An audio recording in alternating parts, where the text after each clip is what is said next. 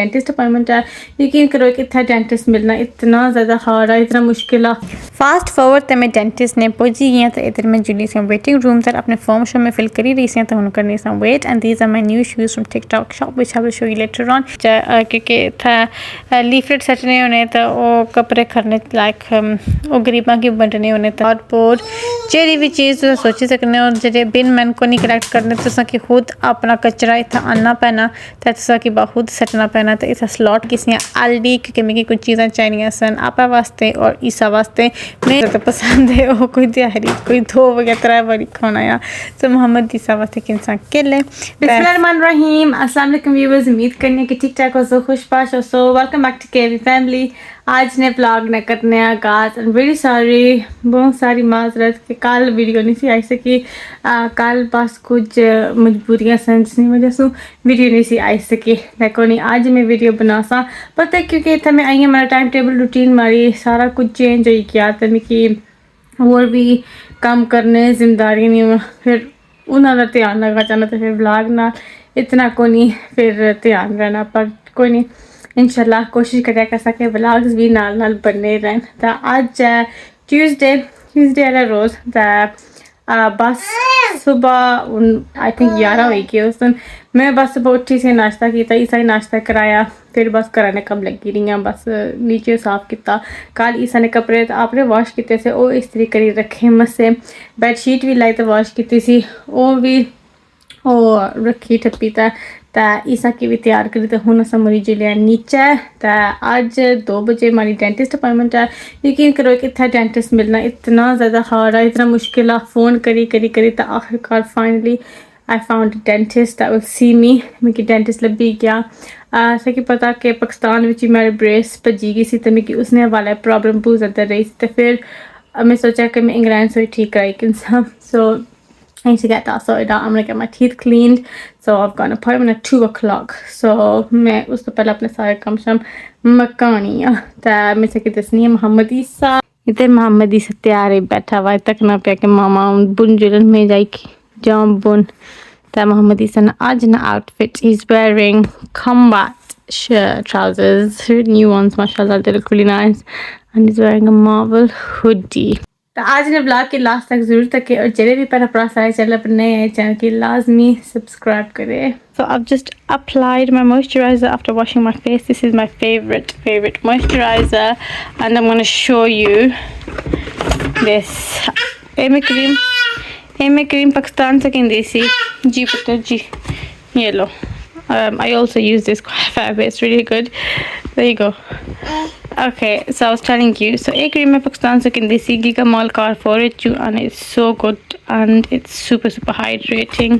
मैं अपनी स्किन पर लानी है तो हमारी स्किन यकीन को पाकिस्तान में बहुत ज़्यादा ड्राई हो गई सी क्योंकि उतना सुक्की नहीं सर्दी सी सही है इतना फिर भी हमारी स्किन थोड़ी बेहतर हुई है but with applying this cream it's really hydrated। हमारी स्किन कितनी बेहतर हुई है so हमारी रिकमेंडेशन है कि तुम ये क्रीम ज़रूर ट्राई करो।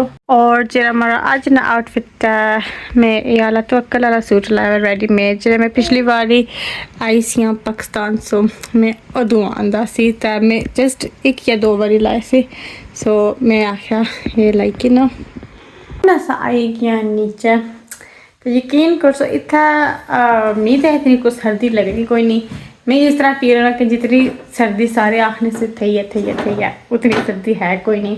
मैं लोने कपड़े लाए फिरनी हाँ तो यकीन करो नाल हीटर थोड़े बलने रहने तो गैस भी बलना रहना तो फिर मी इतनी गर्मी लगनी सो मैं फिर बंद करो।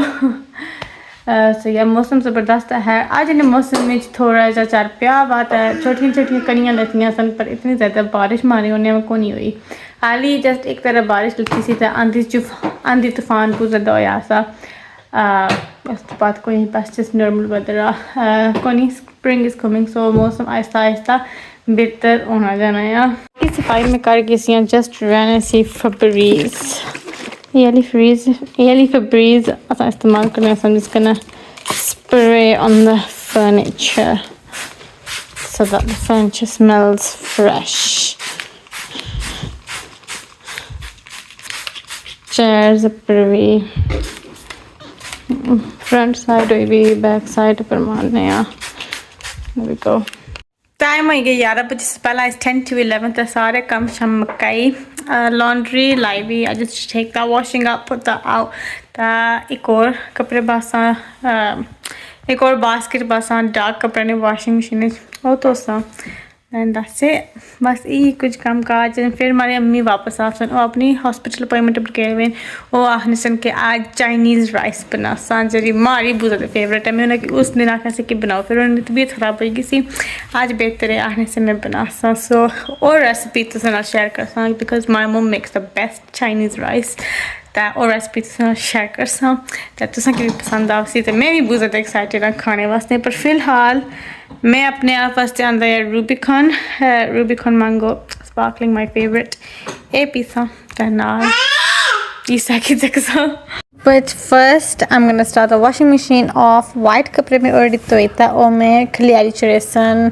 अंदर ही खलियारे सन क्योंकि मौसम खराब है कल रात में बारिश लगी हुई है सो बाहर नहीं जा सकने सो अपर हॉल वे था इधर नीचे में खलियारी चढ़े सन ताकि सुकी जान तो हुन में जो डार्क कपड़े सन वो चलाने लगी फाइनली मैं मशीन भी चलाई छड़ी है so that's gonna wash and I am gonna put all the load out finally मेरे डैड आई गए सन वापस मेरी अम्मी की उन्हें वापस किनियां दा सा अपनी अपार्टमेंट से तो फिर मारी टर्न हुई किसी कल ध्यान बहुत ज़्यादा बिजी सा और उस टाइम में वॉशिंग मशीन में चलाई मैं मोहम्मद ईसा की वो जाइए ऐसा सो आई मेड हिम लंच उसने वास्ते मैं लंच तैयार किया सी तो वो फिर खाना सी तो मैं भी कुछ हल्का फुल्का खाई किंदा सी क्योंकि दोपहर का टाइम था तो फिर इतना हमारी बड़ी अच्छी रूटीन बनी गई खाने पीने नहीं हमारा खाना टाइम होना है और सहना भी टाइम होना है which is a very good thing और मैं तैयार होनी पी और मोहम्मद ईसा भी पिछे विच बोलना हमारे वॉइस ओवर और पिछे नाल खेडना पिया मैं क्या बनी सी बिल्कुल जी मोहम्मद ईसा की लंच दे फिर मैं भी खादा पीता सी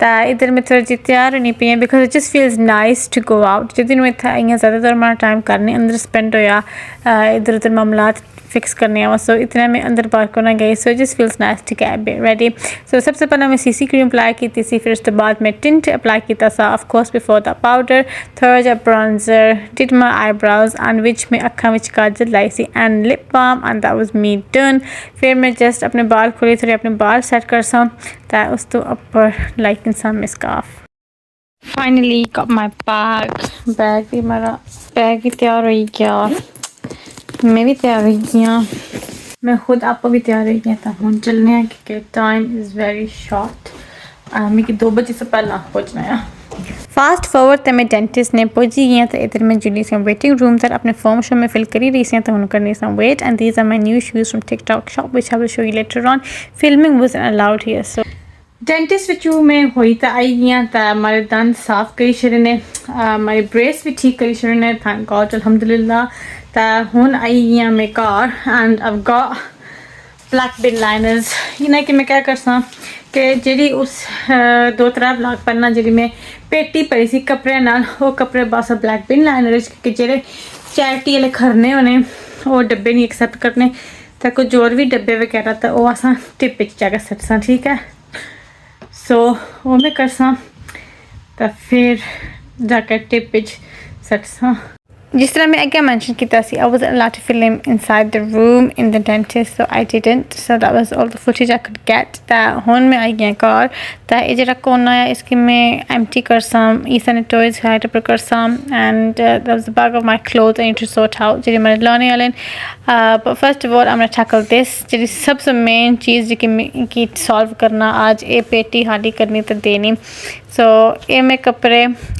पानी पी ब्लैक पिन लाइनर विच अंदर ये फिर खरसा नीचे क्योंकि था लीफलेट सटने होने तो वो कपड़े खरने लाइक वो गरीबा की बंटने होने तो फिर उस करूँ कलेक्शन करी उन्हें तो सारी कलेक्शन डेट कल सी यानी कि Wednesday morning so this is Tuesday evening से इतना मैं कपड़े करनी अच्छा जी सो बैग्स एंड कार्डबोर्ड बॉक्स इतना मैं रख छड़िया हुआ हूँ हमारे डैड आसन ये फिर सारा कुछ नीचे खरसन हमारी रूम थोड़ी फ्री हो गई है इधर मैं ऑर्गेनाइज कर इधर मोहम्मद इसने बास्केट रख छड़ी है एक और बास्केट आंसा इन टॉयज वास्ते गड्डी लोड करी असां हून आई गेसियां टू द टिप। इत्थै तुस हर चीज़ रिसाइकल करी सकने हो for your household, electrics, mattress, cardboard, जेह्ड़ी भी चीज़ तुस सोची सकने हो। जेह्ड़े बिन मैन को नहीं कलैक्ट करने, तुसें कि खुद अपना कचरा इत्थै आनना पैना ते तुसें कि खुद सट्टना पैना। ते इत्थै स्लॉट बनते हुए तो नंबर भी होए ते फिर तुसां उस सिलेक्शन पर जाकर अपनी चीज़ां सट्टी सकने हो। ठीक है,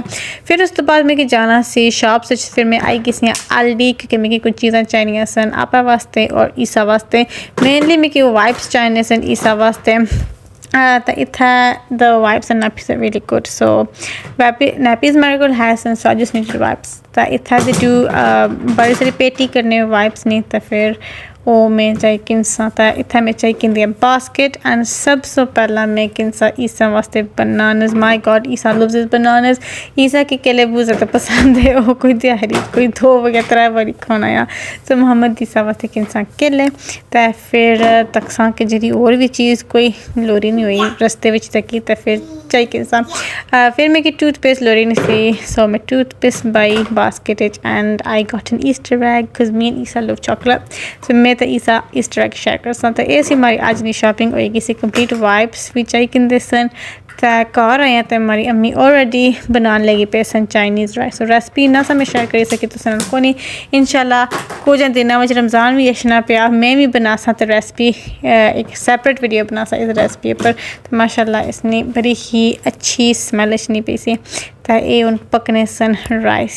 इसी हमारा अज ना व्लॉग उम्मीद करनी है कि अज ना व्लॉग छोटा जैसी पर से पसंद आया। उसी मैं अपने व्लॉग्स विच बहुत सारी behind I am really behind my vlogs and I just been so busy. इतनी बिजी में रही हैं कि मैं व्लॉगिंग की इतना टाइम ना दे सकी। पर इंशाल्लाह रमज़ान भी अशने वाला इंशाल्लाह by the end of this week. तो फिर रेगुलर व्लॉगिंग ज़रूर होया करसी इंशाल्लाह। पर for now I am sorry short vlogs अशने पर फिर भी एंजॉय करिया करो। तो इवन ये व्लॉग मैं अगली सुबह एंड करनी पी है क्योंकि बिल्कुल भी मेरे टाइम को नहीं लगना मेरे को नहीं अल्लाह बेहतर करसी। तो उन में किन इजाज़त दुआई के अल्लाह ताला से खुश दुआई के अल्लाह ताला से खुश पाश रखन से तेरी ज़िंदगी देन। तो मिलने अगली वीडियो अल्लाह सुनने वाला है।